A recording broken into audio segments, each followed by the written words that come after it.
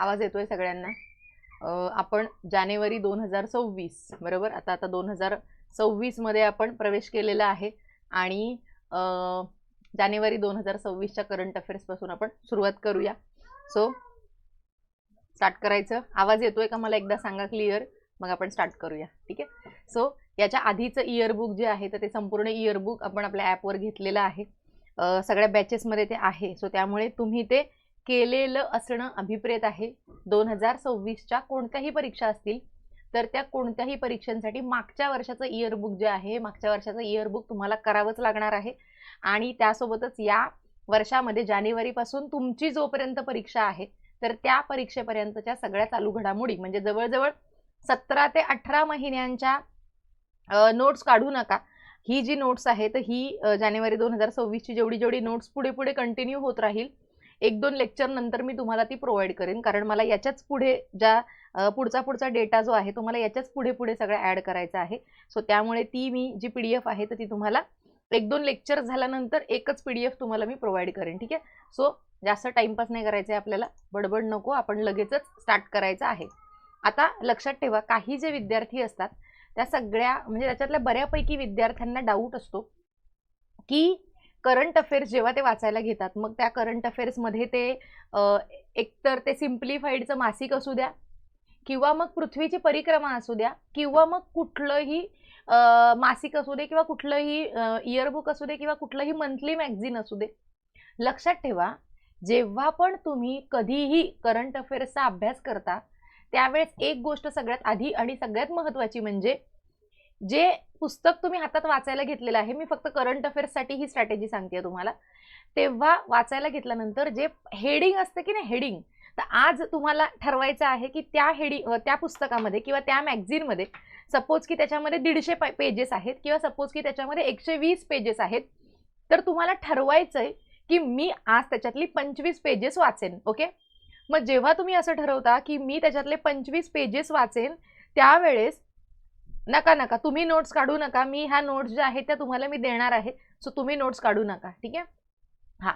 So तेव्हा जेव्हा तुम्ही हे ठरवता की मी आजच्या दिवसात त्याच्यातली 25 पेजेस वाचणार आहे, तर ती 25 पेजेस वाचताना त्याची हेडिंग जी असते ही हेडिंग आधी सगळी वाचून काढायची 25 पेजेसची. जसं की आता याच्यातलं मी सांगते जानेवारी 2026 मधलं की शांती विधेयक आहे, या शांती विधेयकाला मंजुरी देण्यात आली. शांती विधेयक काय आहे ते पुढे नंतर समजेल, पण शांती विधेयकाला मंजुरी देण्यात आली. त्यानंतर भारत आहे आणि ओमान आहे याच्यामध्ये करार करण्यात आला, व्यापार करार करण्यात आला. त्यानंतर भारत आहे आणि न्यूझीलंड आहे याच्यामध्ये व्यापार करार करण्यात आला. त्याच्यानंतर जे 131वं जे विधेयक आहे तर त्या 131व्या विधेयक जे आहे तर त्याला मंजुरी देण्यात आलेली आहे. त्यानंतर बिहार आहे, बिहारची निवडणूक झालेली आहे. त्यानंतर महाराष्ट्र लोकायुक्त सुधारणा विधेयक जे आहे तर ते राष्ट्रपतींच्या संमतीसाठी गेलेलं आहे. त्याच्यानंतर 131वी घटना दुरुस्ती विधेयकाला संमती करण्यात आलेली आहे आणि ते कशाच्या निगडीत आहे तर ते चंदीगड जे आहे चंदीगडच्या विधानसभेशी निगडीत आहे. त्याच्यानंतर सबका बीमा सबकी सुरक्षा विधेयक जे आहे तर ते मंजूर करण्यात आलेलं आहे. सो ते कायसाठी आहे की 2047 पर्यंत विमा क्षेत्रामध्ये जी 74% गुंतवणूक आहे ती 100% न्यायची आहे. अशा हेडिंग ज्या आहे त्या हेडिंग वाचायच्या सगळ्या 25 पेजेसच्या आधी वाचून घ्यायच्या आणि मग त्याच्यामधलं जेवढं काही वाचायचं आहे भरमसाठ ते सगळं नंतर वाचायला सुरुवात करायची आहे. हे कायम तुमच्या लक्षात असू द्या की जेणेकरून तुम्हाला एक त्याचा ओव्हरव्ह्यू मिळतो आणि मग तुम्ही त्याच्यामध्ये डिटेलमध्ये ती गोष्ट वाचता तेव्हा ती अजून तुम्हाला चांगली कळते. जेव्हा तुम्ही 25 पेजेसच्या हेडिंग वाचता तेव्हा तुमच्या डोक्यामध्ये एक उजळणी होणार आहे किंवा तुमच्या डोक्यामध्ये हे फिट होणार आहे की मला एवढे मुद्दे वाचायचे, त्याच्यानंतर मग त्याच्यातला भाग डिटेलमध्ये वाचायचा. प्रत्येक वेळेस करंट वाचताना असंच वाचायचं आहे. ओके. सो आपण सुरुवात करूया. सगळ्यात पहिल्यांदा एक मिनिट PDF ओपन करते.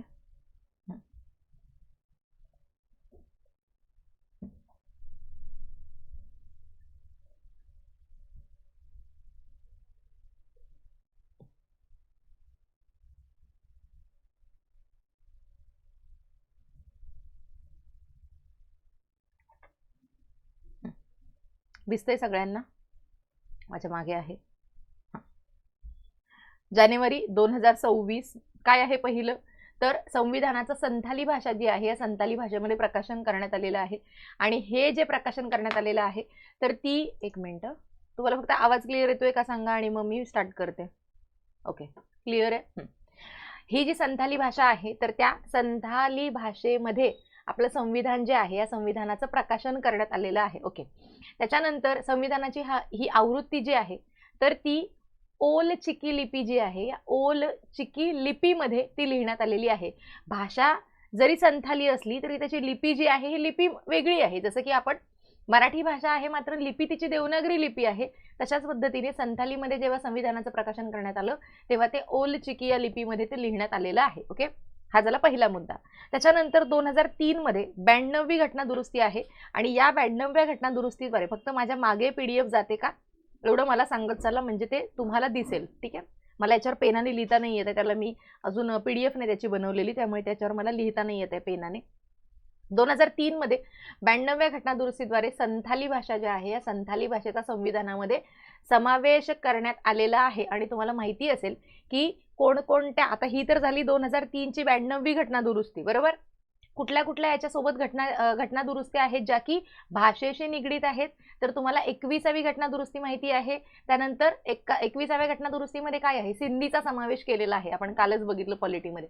त्यानंतर 71वी घटना दुरुस्ती आहे ज्याच्यामध्ये कोमन, तर कोकणी आहे, मणिपुरी आहे आणि नेपाळी आहे, या 3 भाषांचा समावेश आपण या 8व्या अनुसूचीमध्ये केलेला आहे. आणि 21 आणि 71 मिळून 92 होतात. सो 92 मध्ये BDMS. ओके, सो बोडो आहे, डोंगरी आहे, अजून कुठली आहे, एम वर्ण कुठली आहे सांगा, आणि 92वी कुठली, संथाली, बरोबर. सो अशा 92 मध्ये 4 भाषा, 71व्या घटना दुरुस्तीमध्ये कोमन अशा 3 भाषा आणि 21व्या घटना दुरुस्तीमध्ये 1 भाषा म्हणजे सिंधी भाषा, या सगळ्या भाषांचा समावेश 8व्या अनुसूचीमध्ये आपण या वेगवेगळ्या घटना दुरुस्तींच्या आधारे केलेला आहे. बस एवढंच वाचायचं, संपलं. पुढचा आहे पेसा जो कायदा आहे, पंचायत एक्सटेन्शन ऍक्ट जो आहे, panchayat the provision of panchayat extension to the schedule areas act आहे 1996चा, जो की भुरिया समिती आहे, या भुरिया समितीच्या शिफारशीनुसार तो लागू करण्यात आलेला होता. तर त्याची प्रादेशिक परिषद जी आहे ही प्रादेशिक परिषद आंध्र प्रदेश या ठिकाणी भरवण्यात आलेली होती. कधीची, तर ती 2025ला, 23 डिसेंबर 2025ला भुरिया समितीच्या शिफारशीनुसार हा कायदा जो आहे हा 24 डिसेंबर 1996ला लागू झाला. कंबाईन पूर्व परीक्षा, कंबाईन मुख्य आणि राज्यसेवा मुख्यला आलेलाच आहे हा प्रश्न बऱ्याच वेळा. सो या बऱ्याच ठिकाणी 24 डिसेंबर 1996ला पेसा कायदा लागू झाला म्हणून सुद्धा वन लाइनर प्रश्न येऊन गेलेला आहे. कोणाच्या शिफारशीनुसार, भुरिया समितीच्या शिफारशीनुसार, हा सुद्धा प्रश्न येऊन गेलेला आहे. इथं आपण करंटमध्ये वाचतोय की यांची प्रादेशिक विकास परिषद जी आहे ही प्रादेशिक परिषद विशाखापट्टणम आंध्र प्रदेश या ठिकाणी 23 डिसेंबर 2025ला भरवण्यात आलेली होती. आता याच्यात तारीख पाठ करणं अपेक्षित आहे का, अजिबात नाही, फक्त आंध्र प्रदेश एवढंच तुम्हाला पाठांतर करायचं आहे, विशाखापट्टणम. त्यानंतर पुढचं आहे, पुढचं विधेयक आहे 2025चं सबका बीमा सबकी रक्षा विधेयक आहे 2025चं, ज्याच्या अंतर्गत विमा क्षेत्रातील थेट परकीय गुंतवणूक जी आहे FDI, तर तिला आतापर्यंत 74% जी FDI ची लिमिट होती तर ती वाढवलेली आहे आणि ती 100%वरती नेलेली आहे. होय, येस, मैथिली, बोडो, डोंगरी आणि संथाली, बरोबर आहे, BDMS. सो होय, मी नंतर ऍप वरती टाकून देईन, PDF जे आहे नंतर टाकेन. ओके, तुम्ही फक्त आता लक्ष द्या. सबका विमा सबकी रक्षा विधेयक आहे 2025चं, की ज्याच्या अंतर्गत आपल्याला विमा क्षेत्रामधली जी FDI आहे तर तो 100%वरती न्यायचा आहे, की जेणेकरून जास्तीत जास्त विमा क्षेत्रामध्ये लोकांनी गुंतवणूक करावी या दृष्टीने ते कलम जे आहे, हे कलमाचा कलम म्हणण्यापेक्षा ते विधेयक जे आहे हे विधेयक आपण आणलेलं आहे, ज्याच्यामध्ये आपल्याला 3 कायदे जे आहेत, हो 3 कायदे जे आहेत त्याच्यामध्ये विमा कायदा आहे 1938चा, भारतीय आयुर्विमा महामंडळ कायदा आहे LICचा कायदा आहे 1956चा, आणि विमा नियामक आणि विकास प्राधिकरण जे आहे IRDAI 1999चा कायदा. या 3 कायदा जे आहे त्या 3 कायद्यांमध्ये सुधारणा ज्या आहे त्या 3 कायद्यांमध्ये सुधारणा करण्यात आलेल्या आहेत. एवढंच लक्षात ठेवायचं, विमामधली गुंतवणूक FDI जी आहे 74%वरनं 100%वरती नेलेली आहे. बस एवढंच. पुढचं आहे महानगरपालिका निवडणुका ज्या आहेत तर त्या महानगरपालिकांच्या निवडणुका पार पडलेल्या होत्या, आता आपण बघितल्या, आणि त्याच्या आधी 2 महानगरपालिका ज्या आहेत त्या नवीन महानगरपालिका बनलेल्या होत्या. त्याच्यामध्ये जालना जी आहे आणि इचलकरंजी आहे. यस, जालना आहे, यस बरोबर आहे. आधी विम्यासाठी 74% FDI होता, आता 100% झालेला आहे, बरोबर आहे. सो आधी नाही. पुढचं आपण घेतलं महानगरपालिका निवडणूक आपण घेत होतो, ज्या की 15 जानेवारी 2026 ला पार पडल्या आणि 16 जानेवारी 2026 ला त्यांचा निकाल जो आहे हा निकाल लागलेला आहे. सगळ्यात जास्त महानगरपालिकांच्या या निवडणुकीमध्ये सगळ्यात जास्त जागा कुठल्या होत्या, तर त्या होत्या, येस व्हेरी गुड, मल्होत्रा समिती आहे, व्हेरी गुड. सो सर्वाधिक जागा ज्या आहेत, ह्या सर्वाधिक जागा 227 जागा ज्या आहेत, तर त्या बृहन्मुंबई इथल्या होत्या. 227 जागा महानगरपालिकेच्या निवडणुकीमध्ये. याच्यातल्या सगळ्यात कमी जागा ज्या आहेत, त्या सगळ्यात कमी जागा जालना आणि परभणी जे आहे, या जालना आणि परभणीमध्ये सगळ्यात कमी जागा होत्या, 65 आहेत. फक्त लक्षात ठेवायचं असं आहे की महानगरपालिकांमध्ये नवीन महानगरपालिका कोणत्या होत्या, जालना आणि इचलकरंजी. सगळ्यात कमी जागा कोणत्या होत्या, त्याच्यात एक जालना आहे आणि दुसरी परभणी आहे. तिसरं काय आहे, तर निवडणूक कधी पार पडली, तर 15 जानेवारी, संक्रांत होती, सगळ्यांना माहिती आहे. सो ती लक्षात राहील आपल्या. आणि लगेचच दुसऱ्या दिवशी 16 जानेवारीला त्यांचा निकाल लागलेला आहे. ह्या सगळ्या इतक्या बाबी लक्षात ठेवायच्या. सर्वाधिक जागा बृहन्मुंबई म्हणजे मुंबईमधल्या होत्या, 227 जागा. त्यानंतर पुढचं आहे शांती विधेयकाला मंजुरी. आता हे जे शांती विधेयक आहे, हे नावात जरी त्याच्या शांती असली तरी त्याच्या नावात शांती अजिबात नाहीये. त्या विधेयकात शांती अजिबात नाही आहे, कारण ते अणुऊर्जा जे आहे, तर त्या अणुऊर्जेच्या रिलेटेड हे जे विधेयक आहे, तर त्या विधेयकाला शांती असा त्याचा शॉर्ट फॉर्म बनलेला आहे. आणि आपल्याला माहिती आहे की जे अशी वेगवेगळी विधेयकं असतात, यांचा फुल फॉर्म असतो आणि मग त्याचा शॉर्ट फॉर्म म्हणून एक कुठलं तरी नाव तयार होतं. अशा पद्धतीचीच विधेयकं असतात. सो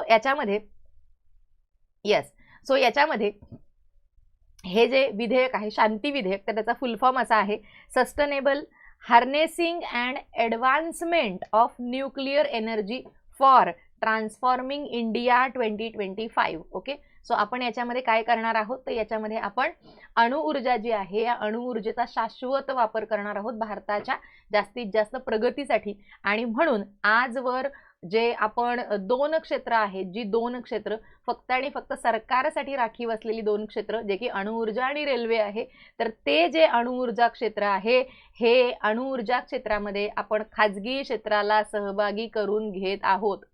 म्हणजे आता काहीही राहिलेलं नाही असं आपण म्हणू शकतो या शांती विधेयकानंतर. बरोबर. कारण आयोगाने एक, मला आठवते, ग्रुप सी च्या मेन्सला, मला वाटते 2021 की 22च्या एक्साईजची मेन्स होती माझी त्यावेळेस ती. सो याच्यात हा प्रश्न विचारलेला होता टॅक्स असिस्टंटच्या पेपरमध्ये, जेव्हा अकाउंटचे पण काही प्रश्न असायचे त्यावेळेस 2022ला, 22 की 21ला. सो त्याच्यामध्ये आयोगाने प्रश्न विचारला होता की खालीलपैकी कोणकोणते असे जे काय म्हणतात त्याला आपण, असे कोणकोणते विभाग आहेत की ज्याच्यामध्ये आपल्याला सरकारी किंवा खाजगी हस्तक्षेप जो आहे, किंवा सरकारी क्षेत्रासाठी राखीव असलेली खालीलपैकी क्षेत्र किती आहेत, तर आयोगाने त्याचं उत्तर जे आहे, तर त्याचं आयोगाने उत्तर रेल्वेला वगळून एकच दिलेलं होतं, अणुऊर्जा. टॅक्स असिस्टंट आणि एक्साईज मेन्स असा तो पेपर जो होता, त्या पेपरमधला हा प्रश्न आहे. आणि म्हणजे त्याच वेळेपासून रेल्वे जी आहे, हे रेल्वेमध्ये खाजगीकरण झालेलं आहे. जरी पुस्तकामध्ये आपण अणुऊर्जा आणि रेल्वे असं दोन्ही जरी वाचत असलो की ही 2 क्षेत्र जी आहे ती सरकारसाठी राखीव आहेत, तरी सुद्धा आता या शांती विधेयकानंतर एकही राहिलेलं नाही. कारण अणुऊर्जेमध्ये सुद्धा खाजगी क्षेत्र जे आहे, या खाजगी क्षेत्राला सहभागी करून घेणे, यासाठी म्हणून हे जे शांती विधेयक आहे, या शांती विधेयकाला मंजुरी देण्यात आलेली आहे. लोकसभेमध्ये 17 डिसेंबर आणि 18 डिसेंबर, 2021चा प्रश्न आहे. 17 डिसेंबरमध्ये लोकसभेमध्ये आणि 18 डिसेंबरमध्ये राज्यसभेमध्ये हे जे विधेयक आहे, तर हे विधेयक पारित झालेलं आहे. आणि या विधेयकानंतर अणुऊर्जा कायदा आहे 1962चा, अणु नुकसानीसाठीचा नागरी दायित्व कायदा आहे 2010चा. या 2 कायद्यांच्या जागी आता हे जे विधेयक आहे, या विधेयकाचं जेव्हा कायद्यामध्ये रूपांतर होईल, तेव्हा तो कायदा या 2 कायद्यांची जागा घेणार आहे. आणि याच्यानुसार भारताने 2047 पर्यंत 100 गिगावॅट अणुऊर्जा क्षमतेचे लक्ष्य जे आहे हे ठेवलेलं आहे. ओके. येस, बरोबर आहे की सरकारने आता आपली शांती भंग करण्याचाच विचार केलेला आहे. ओके. येस, बरोबर आहे.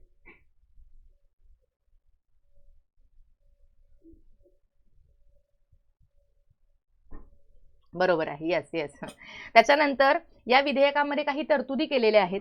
अणुऊर्जा दुर्घटनेमुळे झालेल्या नुकसानीची भरपाई देण्याची जबाबदारी जी आहे, तर जो त्याचा ऑपरेटर असेल तर त्या ऑपरेटरवरती ती नुकसान भरपाई जी आहे, नुकसान भरपाई देण्याचं दायित्व जे आहे किंवा जबाबदारी जी आहे तर ती त्या ऑपरेटरवरती देण्यात आलेली आहे. सो जेव्हा आपण असा कायदा वाचतो तर कायदा तर वाचला आपण, ठीक आहे, आपल्याला ते कळलं, त्याचा फुल फॉर्म कळाला, त्याचं नाव कळालं, 17 डिसेंबर 18 डिसेंबर सगळं कळालं. याच्यात अजून महत्वाची सगळ्यात महत्वाची तरतूद ही कळाली की आता अणुऊर्जेमध्ये पण खाजगी क्षेत्र आलं. हे सगळं त्याचं झालं हेडिंग. पण मग त्याच्यातल्या महत्वाच्या गोष्टी कोणत्या आहेत की जेव्हा आपण अणुऊर्जेमुळे अशा मोठमोठ्या दुर्घटना झालेल्या बघतो तर त्याची जबाबदारी कोणाची असते, तर त्याची जबाबदारी कोणावरती आहे, त्या ऑपरेटरवरती असणार आहे. असं हे आपल्यासाठी वाचायचंय आपण, कळलं, परीक्षेसाठी नाही, तर ते आपल्याला माहिती व्हावं यासाठी म्हणून ते वाचायचं आहे. मग आपल्याला करंट वाचायला थोडासा इंटरेस्ट येतो आणि जे आपण वाचतोय ते आपल्याला कळतं. अणुऊर्जा नियामक मंडळ आहे, या अणुऊर्जा नियामक मंडळाला हे विधेयक वैधानिक दर्जा देतं. अणुऊर्जा निवारण सल्लागार परिषद या विधेयकाअंतर्गत स्थापन केली जाणार आहे. कोणती परिषद स्थापन केली जाणार आहे, तर अणुऊर्जा निवारण सल्लागार परिषद जी आहे या विधेयकाअंतर्गत स्थापन केली जाणार आहे. आणि या परिषदेच्या निर्णयाविरुद्ध जर आपल्याला अपील करायची असेल तर आपण कुठल्या ट्रिब्युनलकडे जायचं आहे, तर त्याच्यासाठी आपण अपिलेट ट्रिब्युनल फॉर इलेक्ट्रिसिटीचं जे ट्रिब्युनल आहे त्या न्यायाधिकरणामध्ये आपण जायचं आहे. आणि तुम्हाला सगळ्यांना माहिती असेल की हे जे अशा पद्धतीचे ट्रिब्युनल्स असतात, न्यायाधिकरण असतात, यांच्या अगेन्स्ट जेव्हा आपण अपील करायची असते तेव्हा कुठे जातो हे मला तुम्ही सांगायचं आहे. पुढचं आहे 131वं घटना दुरुस्ती विधेयक. आता 131वं घटना दुरुस्ती विधेयक काय आहे, तर हे जे 131वं घटना दुरुस्ती विधेयक आहे हे चंदीगड या केंद्रशासित प्रदेशाचा समावेश राज्यघटनेच्या कलम 240 मध्ये समावेश करण्यासाठी म्हणून आणलेला आहे. आता चंदीगडमध्ये आता काय आहे, तर चंदीगडमध्ये संपूर्णपणे शासन जे आहे तर ते संसदेचं आहे. संसद काय करते त्याच्यावरती पूर्णपणे कंट्रोल जो आहे. चंदीगड काय आहे, केंद्रशासित प्रदेश आहे, बरोबर. सो त्याच्यावरती संपूर्ण नियंत्रण जे आहे आता सध्या हे संसदेचं आहे. जर त्याला आपण आर्टिकल 240 मध्ये आणलं तर तुम्हाला आर्टिकल 240 माहिती आहे, मला त्याचं उत्तर सांगा. आर्टिकल 240 काय आहे सांगा मला. सो त्या आर्टिकल 240 मध्ये हे जे चंदीगड आहे तर ते चंदीगडचा आपल्याला समावेश करायचा आहे. का करतोय आपण हे असं, तर जेव्हा आर्टिकल 240 मध्ये चंदीगडचा समावेश होईल त्यावेळेस तिथल्या काय म्हणतो त्याला आपण सुशासनासाठी आणि तिथल्या विकासासाठी नियमन करण्याचा अधिकार जो आहे हा 240 अंतर्गत राष्ट्रपतींना मिळतो. आणि म्हणून हे चंदीगड जे आहे या चंदीगडचा समावेश आपल्याला राज्यघटनेच्या कलम 20 मध्ये करायचा, कलम 240 मध्ये करायचा आहे. आर्टिकल किती 240 नुसार राष्ट्रपती काय करत असतात, नियमन करत असतात केंद्रशासित प्रदेशांसाठी. येस, बरोबर आहे, व्हेरी गुड. सो केंद्र सरकारने संसदेमध्ये 131वं घटना दुरुस्ती विधेयक 2025 मांडण्याचा निर्णय घेतलेला आहे. सध्या चंदीगडसाठी कायदे करण्याचा मुख्य अधिकार संसदेकडे आहे. या घटना दुरुस्तीद्वारे कलम 240 मध्ये बदल करून चंदीगडचा समावेश त्याच्यात केला जाईल आणि मग तिथल्या सुशासनासाठी, शांतता आणि प्रगतीसाठी नियमन करण्याचा अधिकार जो आहे हा डायरेक्ट कुणाला मिळणार आहे, राष्ट्रपतींना मिळणार आहे. पुढचा आहे विकसित भारत शिक्षा अधीक्षण विधेयक. येस बरोबर आहे, हा बरोबर आहे, युटी साठी नियमन, बरोबर आहे. विकसित भारत शिक्षा अधीक्षण विधेयक जे आहे 2025 तर हे काय आहे बरं, तर याच्यात विकसित भारत म्हटलंय आणि शिक्षा अधीक्षण म्हटलंय. सो शिक्षा म्हणजे काय आहे, तर याच्यात शिक्षा म्हणजे उच्च शिक्षण आहे. प्राथमिक शिक्षणाचं सरकार सध्या काही बोलत नाही. सो आपण याच्यामध्ये शिक्षा म्हणजे उच्च शिक्षण आहे एवढंच लक्षात ठेवायचं. प्राथमिक शिक्षण असो नसो, माध्यमिक शिक्षण असो नसो, डायरेक्ट आपल्याला उच्च शिक्षण घ्यायचं आहे. सो असं हे आहे. या शिक्षा अधीक्षण विधेयकामध्ये अधीक्षण म्हणजे काय करणार आहोत, तर आता सध्या जेवढे काही वैधानिक संस्था आहेत, आता या कोणकोणत्या संस्था आहेत की ज्या उच्च शिक्षणाच्या संबंधित कार्य करतात, त्याच्यात सगळ्यात पहिली आहे UGC म्हणजे वैधानिक अनुदान आयोग जो आहे 1945चा, तो UGC आहे. ती काय करते, अनुदान देत असते विद्यापीठांना, तुम्हाला माहिती आहे. त्याच्यानंतर अखिल भारतीय तंत्र शिक्षण परिषद आहे AICTE, बरोबर. 61 ची आहे का 65 ची आहे सांगा. त्यानंतर राष्ट्रीय शिक्षक शिक्षण परिषद आहे 72, 73, 74 कितीची आहे सांगा मला, ज्याला माहिती आहे. सो ह्या ज्या UGC आहे, AICTE आहे आणि NCTE आहे, या सगळ्या वैधानिक संस्थांची जागा घेण्यासाठी म्हणून आपण एकत्रीकृत नियामक जे आहे हे नियामक आपण स्थापन करणार आहोत. ज्याच्यासाठी आपण विकसित भारत शिक्षा अधीक्षण विधेयक जे आहे 2025 तर ते आणलेलं आहे. मग 2020चा जो आपला काय आहे 2020चं? काय आहे? शिक्षण विधेयक आहे 2020चं की नाही? एज्युकेशन पॉलिसी, नवीन एज्युकेशन पॉलिसी 2020ची. तर त्या नवीन एज्युकेशन पॉलिसीमध्ये ही आपण अशी तरतूद जी आहे तर ही तरतूद टाकलेली होती की UGC आहे, AICTE आहे आणि NCTE आहे. तर या सगळ्यांच्या जागी आपण एकच जे आहे तर ते एकत्रीकृत नियामक संस्था जी आहे तर ती आपण स्थापन करणार आहोत, बरोबर. मात्र याच्या बाहेर आपण काय ठेवलेलं आहे या कक्षेच्या बाहेर? तर वैद्यकीय आणि कायदे शिक्षण, माझ्या मागे जात नाही ना, वैद्यकीय आणि कायदे महाविद्यालय जे आहेत तर हे आपण याच्या मर्यादेच्या बाहेर ठेवलेले आहेत. ओके. त्यानंतर पुढचं आहे महाराष्ट्र लोकायुक्त सुधारणा विधेयक आहे. महाराष्ट्र लोकायुक्त सुधारणा विधेयक आहे. 11 डिसेंबर 2025 रोजी दोन्ही सभागृहांमध्ये हे विधेयक जे आहे मंजूर झालेलं आहे. महाराष्ट्राने हे विधेयक जे आहे मंजूर केलेलं आहे. आता हे राष्ट्रपतींच्या संमतीसाठी म्हणून आता ते राष्ट्रपतींच्या संमतीसाठी गेलेलं आहे. ओके. सो एवढंच लक्षात ठेवायचं बस. महाराष्ट्र लोकायुक्त सुधारणा विधेयक 2025. येस, UGC कधी 52, 53, 54, 45, 46 न्यू एज्युकेशन पॉलिसीच्या अंतर्गत हे सगळं आपण मर्ज करणार आहोत आणि एकच एकीकृत संस्था जी आहे या सगळ्यांवर वॉच ठेवणारी तर ती आपण तयार करणार आहोत 2020च्या एज्युकेशन पॉलिसीमध्ये. येस. त्यानंतर हे झालं. आता हे जे महाराष्ट्र लोकायुक्त सुधारणा विधेयक होतं तर ते आता राष्ट्रपतींकडे पाठवण्यात आलेलं आहे. महाराष्ट्राचा मूळ लोकायुक्त कायदा कधीचा आहे तर 1971चा आहे. महाराष्ट्रानेच सगळ्यात आधी लोकायुक्त स्थापन केलेलं होतं महाराष्ट्राने आणि कायदा करणारं पहिलं राज्य होतं ओडिसा. आता सध्याचे लोकायुक्त कोण आहेत तर सध्याचे लोकायुक्त आहेत विद्यासागर कानडे. त्यानंतर पुढचं आहे 4 कामगार संहिता ज्या आहे त्या 4 कामगार संहितांची अंमलबजावणी जी आहे ही अंमलबजावणी सुरू झालेली आहे. 21 नोव्हेंबर 2025 पासून वेतन संहिता 2019, औद्योगिक संबंध संहिता 2020, सामाजिक सुरक्षा संहिता 2020, व्यावसायिक सुरक्षा आरोग्य आणि कामाची परिस्थिती संहिता 2020 याच्या आधी वेगळे कायदे होते कामगारांचे. कामगारांमध्ये मग किमान जो कायदा आहे किमान वेतन कायदा 1948चा आहे का 1936चा आहे तो सांगा मला. त्याच्यानंतर 1976चा जो कामगारांचा कायदा आहे तो, असे सगळे जे वेगवेगळे कायदे होते हे 2020च्या ह्याच्यामध्ये आपण 2020ला हे विधेयक आणून हे सगळे नवीन कायदे जे आहे ते नवीन कायदे अस्तित्वात आलेले होते. सो ह्या कायद्यांची आता अंमलबजावणी जी आहे ही अंमलबजावणी केली जाणार आहे. देशातले विद्यमान 29 कामगार कायदे जे आहेत, ज्यांनी HRDचा अभ्यास केलाय त्यांना माहिती आहे. सो जे 29 कामगार कायदे आहेत त्या कामगार कायद्यांचं एकत्रीकरण जे आहे हे एकत्रीकरण या 4 संहितांमध्ये केलेलं आहे. मला लिहिता नाही येत आहे पेन्सिल त्याच्यावर. वेतन संहिता 2019, औद्योगिक संबंध संहिता 20, सामाजिक सुरक्षा 20 आणि व्यावसायिक सुरक्षा आरोग्य आणि कामाच्या परिस्थिती संहिता 2020 असे सगळे असे 29 कायदे एकत्र केले आणि ह्या सगळ्या संहिता ज्या आहेत कोड ऑफ कंडक्ट ज्याला म्हणतो आपण कामगार कायद्यांचे, सो त्यांची आता अंमलबजावणी होणार आहे. आणि या अंमलबजावणीच्या माध्यमातून कामगारांना त्यांचा कसा लाभ होणार आहे? येस, 52ला स्थापना झालेली आहे आणि 53ला UGCला वैधानिक दर्जा जो आहे दिलेला आहे. याच्यानंतर AICTE 45ची आहे का? AICTE 45ची आहे का सांगा. आणि NCTE 73, 74, 72 कधीची आहे तेवढं मला सांगा. चला, या विधेयकाअंतर्गत सर्व कामगारांसाठी वेळेवर किमान वेतनाची जी सुविधा आहे ही किमान वेतनाची सुविधा असणार आहे. तरुण नोकरदारांना नियुक्तीपत्र देणं बंधनकारक आहे. 1 वर्ष झालं कामगाराला तर त्याला ग्रॅज्युइटी देणं जी आहे तर ती सुद्धा बंधनकारक आहे. आणि 40 वर्षांच्या वरचे जेवढे काही कामगार आहेत त्यांची वार्षिक आरोग्य तपासणी होणं, अशा भरपूर साऱ्या तरतुदी ज्या आहेत या तरतुदी या कामगार संहितांमध्ये अंतर्गत ऍड केलेल्या आहेत. पुढचं आहे बिहार विधानसभा आहे आणि बिहार विधानसभेची 18वी विधानसभा जी आहे ही 18वी विधानसभा निवडणूक पार पडलेली आहे बिहारची. टोटल जागा किती होत्या तर 2, 4 आणि 3. सो 2, 3, 4 असं ते पाठ करतो आपण. सो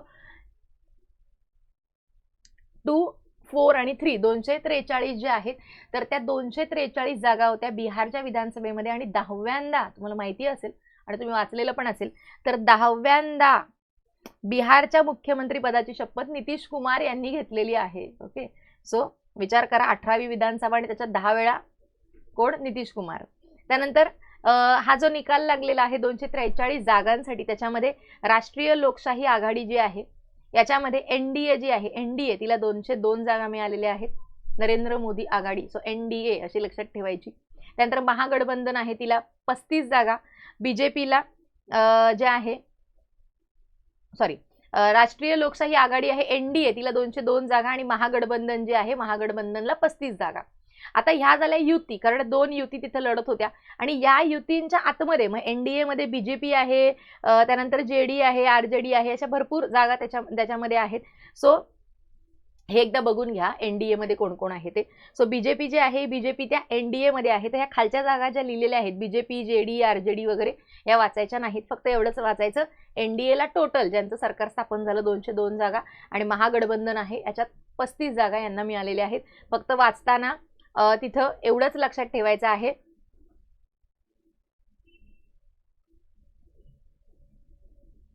नाही मला नाही करता येत ते तसं, मला त्याच्यासाठी पीडीएफ जी आहे पीडीएफ पूर्ण हे करावी लागते आणि मग तिथं मला हायलाईट करता येतं. सो तोच एक छोटासा प्रॉब्लेम आज मला पण जाणवतो येतो, कारण मी जेव्हा हायलाईट करत जाते तेव्हा मला पण ते तुम्हाला तिथे लक्ष द्यायला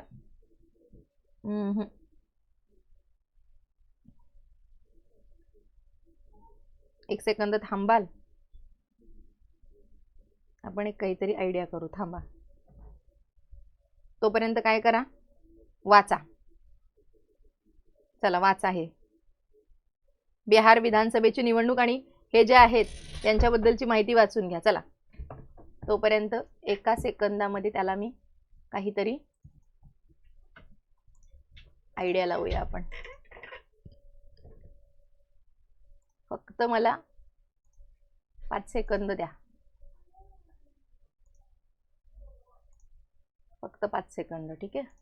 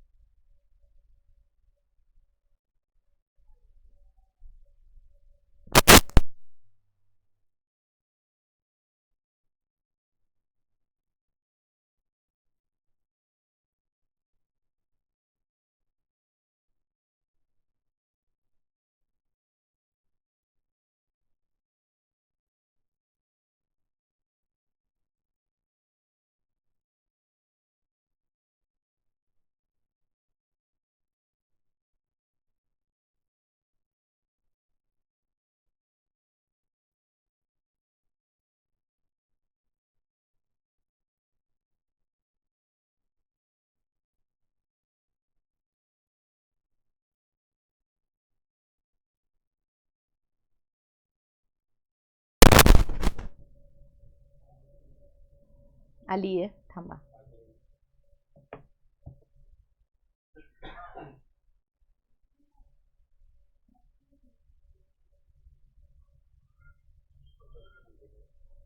कुठे नाही आली?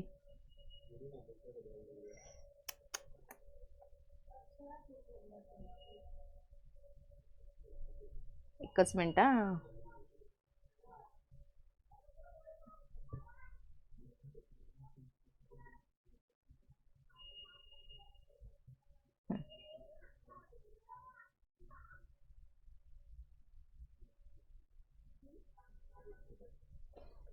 झाली आहे. चला झालेलं आहे. आवाज येतोय माझा क्लिअर? झाली ती आता पीडीएफ झाली. मग असे माझ्या डोक्यात आलं नाही ते.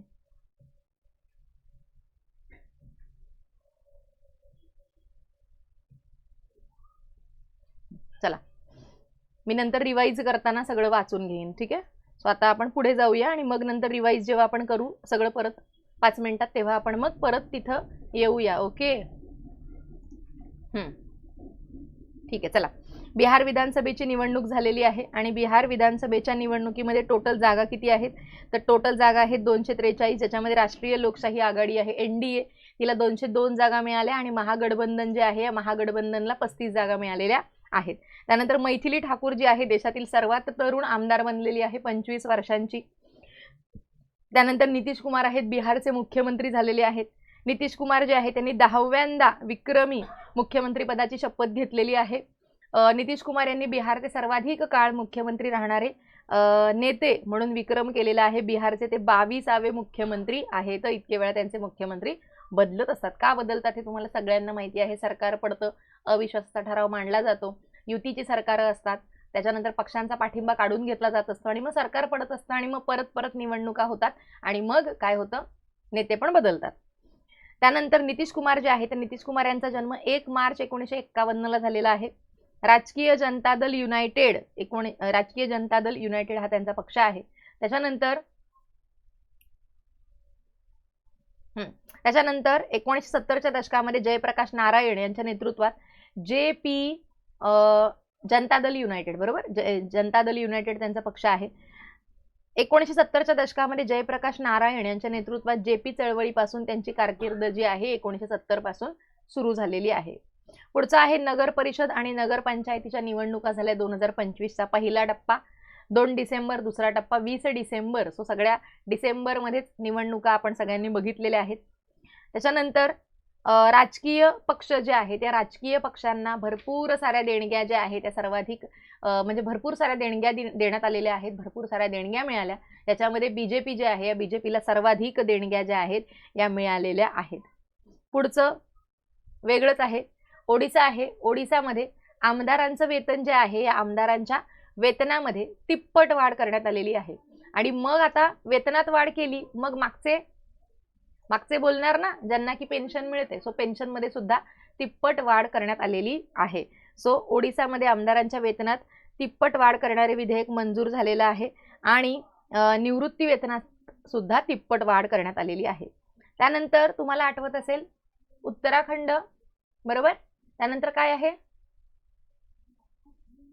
छत्तीसगड आणि कोण आहे झारखंड. तर या तीनही राज्यांची स्थापना जी आहे तर ती 2000 साली झालेली होती. ज्याला आठवतं त्याला माहिती आहे. जेव्हा आपण राज्यांचा क्रम बघतो तेव्हा राज्यांचा क्रम बघताना आपल्याला माहिती आहे की 3 राज्य जी आहे त्या 3 राज्यांची स्थापना जी आहे उत्तराखंड आहे, छत्तीसगड आहे आणि झारखंड आहे, ज्यांची स्थापना 2000ला झाली. त्या सर्व राज्यांच्या निर्मितीला किंवा स्थापनेला 25 वर्ष जी आहे ती 25 वर्ष पूर्ण झालेली आहेत. यांना 25 वर्ष जी आहे ती पूर्ण झालेली आहेत. आणि उत्तर प्रदेशामधून उत्तराखंड जे आहे तर त्याची स्थापना करण्यात आलेली होती. पुढचा आहे BLO जे आहेत तर या BLOंची संख्या वाढवण्याचे निर्देश जे आहेत हे सर्वोच्च न्यायालयाने दिलेले आहेत. म्हणजे मी असं लिहिते तेव्हा मला पण जरा चांगलं वाटतं की आपण काहीतरी लिहितो त्याच्यावरती. सो BLO जे आहे त्या BLOंची संख्या वाढवण्याचे निर्देश सर्वोच्च न्यायालयाने दिलेले आहेत. का दिलेले आहेत तर ज्या ठिकाणी मतदार याद्या ज्या आहेत त्या मतदार याद्यांची जेव्हा सखोल तपासणी चालू आहे तर त्या ठिकाणी BLOंची संख्या वाढवा. आणि मध्ये आपण जर न्यूजमध्ये आपल्या सगळ्यांना माहिती असेल की एका BLOने आत्महत्या केलेली होती आणि कामाचा भरपूर प्रचंड त्याच्यावरती प्रेशर आहे असं त्यांनी त्याच्यात लिहून ठेवलेलं होतं, जर तुम्हाला आठवत असेल ती न्यूज तर. सो त्याच्यामुळे BLOंची संख्या वाढवण्यासाठी सर्वोच्च न्यायालयाने निर्देश देण्यात आलेले आहेत. पुढचं आहे कर्नाटकमध्ये हेट स्पीच विरोधी विधेयक जे आहे तर ते आणलेलं आहे. कर्नाटकमध्ये हेट स्पीच विरोधी विधेयक आणलेलं आहे. काय विधेयकाचं नाव काय आहे ह्या तर द्वेष भाषण आणि द्वेष गुन्हे विधेयक. कर्नाटकमध्ये सामाजिक बहिष्कार विरोधी कायदा जो आहे हा करण्यात आलेला आहे. आणि आपण जेव्हा जरी वाचलेलं नसलं तरी सुद्धा महाराष्ट्रानंतर म्हणजे महाराष्ट्राने असा कायदा 2016ला केलेला होता आणि कर्नाटक हे महाराष्ट्रानंतर दुसरं आहे ज्यांनी असा हेट स्पीच विरोधी विधेयक किंवा असा कायदा जो आहे हा कायदा केलेला आहे. आणि याचा उद्देश असा आहे की द्वेषपूर्ण भाषणं जी आहेत, हेट स्पीचेस जे आहेत यांना फौजदारी गुन्हा ठरवायचा आहे. ओके, सो आता बोलायचं नाही. आणि अशी बहिष्कार विरोधी भाषणं किंवा द्वेष निर्माण करणारी भाषणं बोलायची नाहीत, नाहीतर तो फौजदारी गुन्हा जो आहे हा ठरू शकतो. सो महाराष्ट्राने 2016ला हा कायदा केला आणि आता कर्नाटकने तसाच कायदा केलेला आहे. पुढचे काही महत्त्वाचे वन लाइनर्स आहेत. झारखंड आहे. झारखंडमध्ये गिग वर्कर्स जे आहे त्यांच्यासाठी कायदा करण्यात आलेला आहे. गिग वर्कर्स आणि गिग इकॉनॉमी म्हणजे काय आहे हे तुम्हाला माहिती आहे. झोमॅटो आहे, स्विगी आहे, ब्लिंकिट आहे. सो असे जे काम करणारे जे तिथले कुरिअर बॉईज जे असतात सो त्यांच्यासाठी म्हणून त्यांना आपण गिग वर्कर्स असं म्हणतो, त्यांच्यासाठी झारखंडमध्ये कायदा करण्यात आलेला आहे. पुढचा आहे हरियाणा आहे. या हरियाणामध्ये हान्सी नावाचा 23वा जिल्हा घोषित करण्यात आलेला आहे आणि असे जिल्हे भरपूर राज्यांमध्ये झालेत. सो त्यामुळे ते पाठ करायचं नाही, फक्त हरियाणावरनं हान्सी एवढंच लक्षात ठेवायचं. हरियाणा हान्सी जर आलं तर. प्रत्येक राज्यामध्ये NIA न्यायालय जे आहे हे स्थापन करण्याचा निर्णय जो आहे हा केंद्र सरकारने घेतलेला आहे. आणि प्रत्येक राज्य आणि केंद्रशासित प्रदेशामध्ये राष्ट्रीय तपास संस्थेसाठी विशेष न्यायालय जे आहे ती विशेष न्यायालय स्थापन करण्याचा निर्णय जो आहे सर्वोच्च न्यायालयाने घेतलेला आहे. केंद्र सरकारने 16 डिसेंबर रोजी सर्वोच्च न्यायालयाला अशी माहिती दिली, म्हणजे केंद्र सरकार अशा NIA संस्था ज्या आहे स्थापन करणार आहे. संस्था स्थापन करण्याचा अधिकार सर्वोच्च न्यायालयाला आहे का? नाही. कोणाला अधिकार आहे? कोणाला अधिकार आहे? केंद्र सरकारला. त्यामुळे केंद्र सरकारने अशी माहिती सर्वोच्च न्यायालयाला दिलेली आहे. पुढचा आहे राईट टू डिस्कनेक्ट बिल जे आहे, म्हणजेच काय की तुमची प्रायव्हसी जी आहे, तर तुमचा कामाचा वेळ जो आहे तुमचा कामाचा वेळ आहे आणि तुमचा घरातला वेळ जो आहे तुमच्या घरातला वेळ आहे. सो त्यामुळे कामापासून तिथं तुम्हाला डिस्कनेक्ट होता आलं पाहिजे. आणि हे जे राईट टू डिस्कनेक्ट बिल जे आहे सुप्रिया सुळे यांनी वर्क लाईफ बॅलन्स सुधारण्यासाठी लोकसभेमध्ये मांडलेलं होतं. कामाची वेळ संपल्यावर ऑफिसचे कॉल्स उचलायचे नाहीत, मेसेजला उत्तर द्यायचं नाही, असं ते विधेयक आहे. पुढचं आहे न्यायमूर्ती स्वामीनाथन यांच्या विरोधात महाभियोगाची मागणी. मद्रास उच्च न्यायालयाच्या मदुराई खंडपीठाचे न्यायमूर्ती GR स्वामीनाथन यांच्या विरुद्ध संसदेत महाभियोग प्रस्ताव जो आहे हे आणण्यासाठी हे पत्र देण्यात आलेलं आहे. म्हणजे न्यायमूर्ती स्वामीनाथन जे आहेत, जे की मद्रास उच्च न्यायालयाचे खंडपीठाचे न्यायाधीश आहेत, त्यांच्या विरोधी महाभियोग जो आहे हा महाभियोग प्रस्ताव आणण्यात आलेला आहे. जर तुम्ही हायकोर्ट हा चॅप्टर नीट वाचलेला असेल तर तुम्हाला माहिती असेल की PD दिनकरन आहेत आणि सौमित्र सेन आहेत का सौमित्र गुप्ता आहेत, सौमित्र सेन. सो PD दिनकरन आहेत आणि सौमित्र सेन आहेत, यांच्यावरती सुद्धा अशाच पद्धतीने महाभियोग जो आहे म्हणजे उच्च न्यायालयाचे न्यायमूर्ती यांच्यावरती महाभियोग खटला जो आहे हा चालवण्यात येणार होता. मात्र PD दिनकरन जे आहे त्या PD दिनकरन यांना जेव्हा कळालं की आपल्यावर असा खटला होणार आहे तेव्हा त्यांनी आधीच राजीनामा दिलेला होता. आणि जे सौमित्र सेन आहे तर त्यांनी त्यांच्या विरोधात, जेव्हा तुम्हाला माहिती आहे हायकोर्टाचे न्यायाधीश असतील किंवा सर्वोच्च न्यायालयाचे न्यायाधीश असतील यांना पदावरून कसं काढलं जातं तुम्हाला माहिती आहे. तो ठराव जो आहे हा त्या सभागृहामध्ये मांडला जातो. मग कोणत्या सभागृहात? कोणत्याही सभागृहात तुम्ही तो मांडू शकता. त्याच्यानंतर जर तो पारित झाला तर लोकसभेत मांडताना 100 लोकांची सही, राज्यसभेत मांडताना 50 लोकांची सही लागते. अध्यक्षांनी तो स्वीकारला की त्याच्यानंतर त्रिसदस्यीय समिती फॉर्म होते. त्या त्रिसदस्यीय समितीमध्ये कोण कोण असतं हे मला तुम्ही सांगणार आहात. सो ही जी त्रिसदस्यीय समिती फॉर्म झालेली आहे त्याच्यानंतर मग आता समजा लोकसभेत तो ठराव झालाय तर तिथं ते विशेष बहुमताने पारित होतो आणि मग राज्यसभेत जाईल, राज्यसभेत पण विशेष बहुमताने पारित होईल आणि मग त्यांना काढलं जाईल पदावरून. अशा पद्धतीने ते असतं. सो सौमित्र सेन यांचा जो खटला होता याच्यामध्ये असं होतं, म्हणजे त्यांच्यावरचा जो महाभियोग होता तो लोकसभेमध्ये पारित झाला होता, मात्र राज्यसभेमध्ये जाताना पारित झालेला नव्हता. का? राज्यसभेत पारित झालेला होता मात्र तो लोकसभेमध्ये पारित होऊ शकला नाही. काय आहे त्याचं उत्तर? राज्यसभेत तो पारित झाला आणि लोकसभेमध्ये तो पारित झाला नाही विशेष बहुमताने, त्यामुळे तो रद्द झाला त्यांच्यावरचा खटला. आणि PD दिनकरन यांनी कर्नाटकचे न्यायमूर्ती होते ते हायकोर्टाचे न्यायाधीश, सो त्यांच्यावरचा खटला चालू व्हायच्या आधीच त्यांनी काय केलेलं होतं? राजीनामा दिलेला होता. ओके, सो हे एवढं तुम्हाला माहिती असायला पाहिजे. न्यायमूर्ती स्वामीनाथन विरुद्ध महाभियोगाची मागणी. आणि महाभियोग जो आहे हा राष्ट्रपतींनाच फक्त नसतो. आपण म्हणालो कालच्या त्या ह्याच्यात लेक्चरमध्ये पण की महाभियोग हा प्रश्न म्हणजे महाभियोग हा शब्द आयोगाने राष्ट्रपतींना पण वापरलेला आहे आणि न्यायमूर्तींसाठी सुद्धा वापरलेला आहे, त्यामुळे ते लक्षात ठेवायचं आहे. राजस्थानमध्ये पुढचं